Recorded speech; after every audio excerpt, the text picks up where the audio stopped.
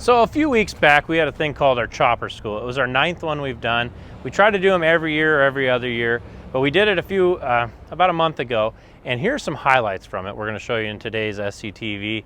We did an auction, we did a little backlot archaeology, we put a chopper on a dyno, and we did a bunch of classes with about a little over 100 attendees, all customers of ours. And we want to give you a glimpse into our chopper school, especially if you weren't able to attend. If you were in this chopper school, look for yourself in these videos. But I hope you enjoy something extra we do at Scholten's Equipment called Chopper School.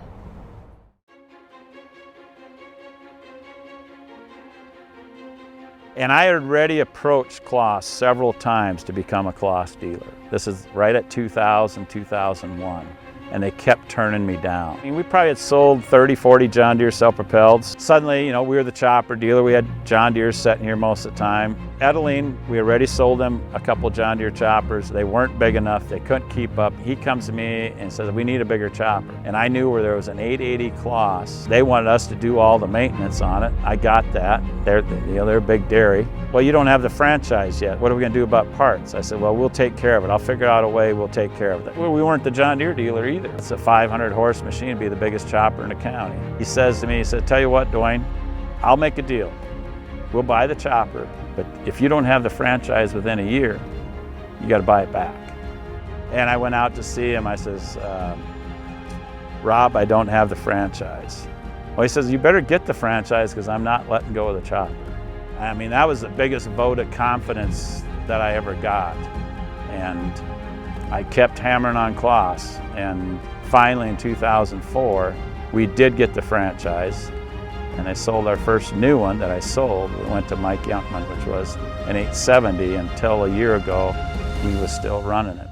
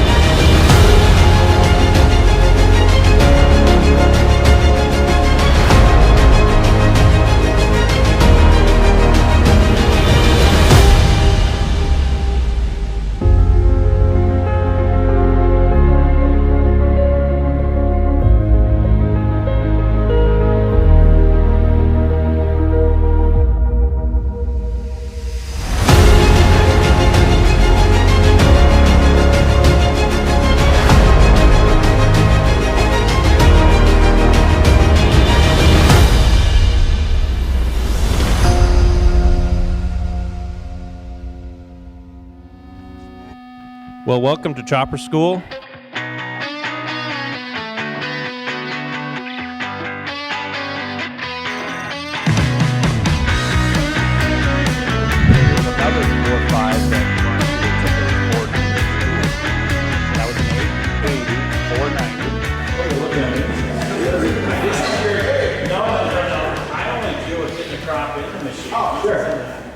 We're going to do a little Chopper 101. We're going to talk about Claas terminology. Because in Claas's world, it's all about the first 3 digits of the serial number. This is a 491. This started in 1995. But this is a 491 gray belly. Chopper right here is a 492, the very first 492 that came out in 2001. This chopper put Claas on the map. And this is a 492 Speed Star. We're still in 492s. Now we got a green eye. This was an '07. This was also the advent of the first Tier 1 emission machine. This is a 493. And then came the 494. If you have a white eyebrow, you're pre-2012. If you have a green eyebrow, you're 2012 and newer. This is a 496, 497. The next one is a 498, and this is a 970. I was shocked because right until they quit building the 492s, we sold more 492s than we sold 494s. Nobody else can pull that off. Only Claas pulls that off. John Deere, if they introduce a new model, tell you what, the old models they can't sell them. They don't know what to do with them. All right, the thing we got up front here is the Axion tractor. This one goes 36 miles an hour, road speed. Fully suspended front axle, fully suspended cab. So 4-point suspension on the cab. That one is the 880 and it is 280 horsepower engine, 245, 250 PTO. All right, we get a lot of calls on this. Why do I have 3 batteries? Is our engine start is on 24 volt and all of our key functions are on 12. So you have one 12 volt battery and then 2 12 volt batteries in series to make a 24 volt circuit.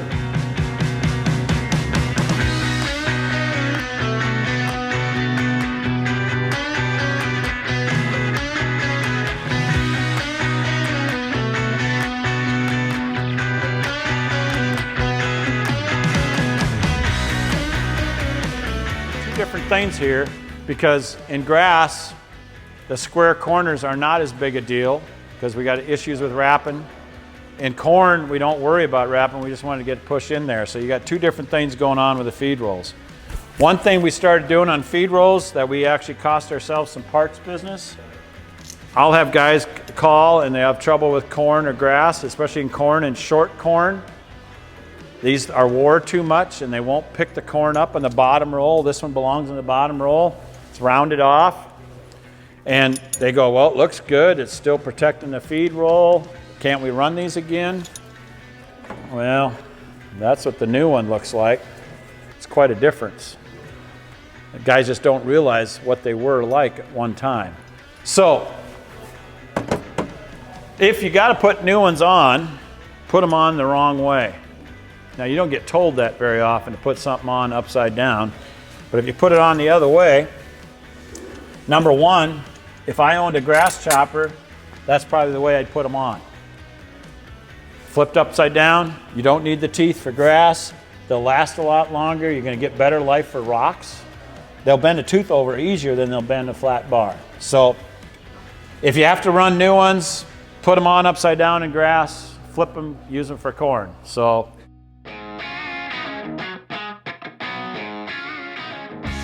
this is Mike, Forrest, and Bennett. It's another special edition of Backlot Archaeology, where we're going to dive into some Claas stuff on the day of Chopper Clinic. Right now, we've stumbled across this box in a field. It's been moved around many times. It's probably been here for 15, 20 years. I've been told there's a Claas sign in it, and we got a forklift, not a lot of muscle, and a lot of brains. We're going to get this box open and see what's inside. Oh, I should have said Forrest has a lot of muscle. Oh yeah, this might go flying. Oh, hot biscuits.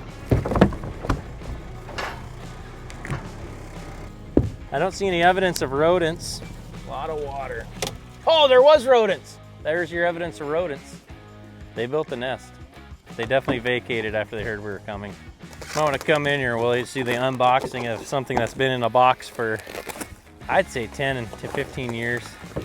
Well, I've been here for 7, Mike, and it's been here the whole time. I was told it was a sign. Oh, you're gonna get rat juice. It's rat juice. Of course, that's like the pole holder. Whoever makes that wrap did a great job. They wrapped it well many years ago. Time flies here when you're having fun. You just forget you have a nice sign in a box. They had a good water supply for living in here. This is getting nasty. They put the good stuff on the bottom, of course. Bust that out. Oh, jeez. Stick it. In archaeology terms, you'd really want to keep it all together, but this is probably the Claas side. This is really, there's some organic people that like to bottle this up. I ain't gonna lie, Forrest has already been touching it, so I'm gonna let him keep touching it. I ain't touching this. I'm allergic to rabies and stuff. I think the Claas sign's on the other side. I think we're gonna find gold here. Oh, jeez! Oh, biscuits! There it is. It's been sitting in a preserve box. Coffin, they might say. Well, this is what was in the box. Where are the poles? I don't know. The other box has a baler hood in it, so we know it's not that. We should hang it off the walls in the new building. We're gonna have to definitely bring these home. To the front lot! All right, Bennett. Now you can go get a pallet and pick all this trash up. And we could palletize these and bring them to forest office and maybe clean them up first. Yeah, give them a quick pressure washing. What do you think? Pull it all off and hang it on the wall. This is gonna look nice. Yeah, it is. Oh baby, Forrest got way too many muscles for that 10 piece. To date, this is our best backlot archaeology find. It's right up there with that little hot rod lawnmower we found last time. People go miles to see stuff like this, and we had it in our backlot and we forgot about it. Baby it, Bennett. All right, Mike, where are we off to next now that Bennett's got a job? What is this? You wanted to help come with us for the rest of the backlot? I don't have a microphone. Oh. We better clean this mess up, Mike. Yeah, no one goes over here. Oh, about a year and a half, 2 years ago when we acquired this property, we thought it was a good idea to put some stuff here, and I think we forgot about them for quite a while. Just coming through here since it's Chopper edition of Backlot Archaeology. These are cool art projects, but they actually serve a purpose. Yeah, if you do throwing daggers, we can do an abbreviated version of horseshoes. Crone edition. And if you didn't know what we're throwing, these are knives off of the front of a corn head. Hey, give this one to Bennett. It's half a one. I got a better idea. We got this. Oh. This is off of a Claas rake. We'll try to hook it around that. Willie's standing in a pretty nice spot. Be careful, Willie. How many points for a ringer? A ringer? Yeah. I'll buy you lunch tomorrow. Okay, youngest goes first. Bennett, you're gonna find out. Well, Tiger Woods there. Is that a double? Did you just cheat by going the only doubles? Dude, we only have singles. I'm gonna shoot this like a basketball. Has Jordan. Jordan with 2 seconds to go. Puts it up.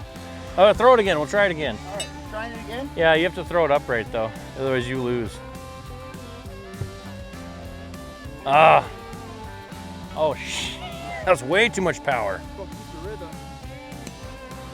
This is backlot horseshoes with crone knives trying to hit a Claas rake. Ooh. That's a touch almost. Yep. I think you won. Bennett wins. Winner! Chicken dinner! And if you want to play this game, we'll have it set up outside Chopper Clinic with crone knives and Claas Old rake gearbox. rake gearbox. Oh, that's a point. When your crone breaks down and you have nothing else to do with it, you take it apart and play crone knife horseshoes with your the Claas gearbox never break. I don't even know how they got here. More to the backlot. We got one more thing to look at, and we're gonna bring it to you this way. We sell some Claas corn heads, and in Europe they have to have these light kits on them. And since not a lot of guys want to go to the field and from field to field get out and put the light kit on after they fold it up, we don't use them in America much. So these are what's left of all of our Claas 600 and 750 Orbis light kits. I think there's some RU ones mixed in here too. RUs maybe. And since we ain't doing anything with them, so what they do, they got a nice big zip tie, but they fold out, right? Yep. So you get the flashers. Yeah, I think they have some value to them, and I think we're gonna try to bring one in and see if you guys wanna buy it. Anything over $1 takes it home. Cut. Oh, show special on weights. Backlot Archaeology. Yeah. These ones haven't went down into the earth yet. They are rear weights for, looks like 494 newer chopper. 494 and newer choppers. Show special. We got all different sizes and packages. Free shipping for anybody here at the show. We'll load them in your truck before you leave. Well, thank you for tuning in to Backlot Archaeology Chopper School Edition. We'll see you inside and see who's gonna take that light bar home. $2. Who's got more than 2? 5. Who's got more than 5? 10. Who's got more than 10? I'll take anything more than 10. $20 here. I was told the winning bidder also gets a Claas wrench. How much? 30 bucks. $30 going once, going twice, sold.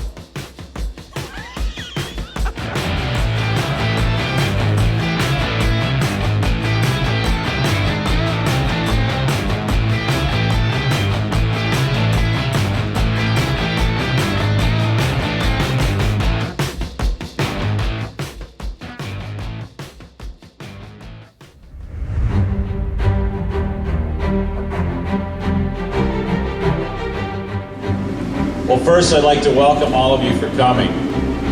I really appreciate that. We appreciate that. We get under a little pressure to keep making this better and better every year. And that's sometimes a little bit hard to do. We're a little hard on ourselves. One bolt, make a tab. And most machines, not all of them,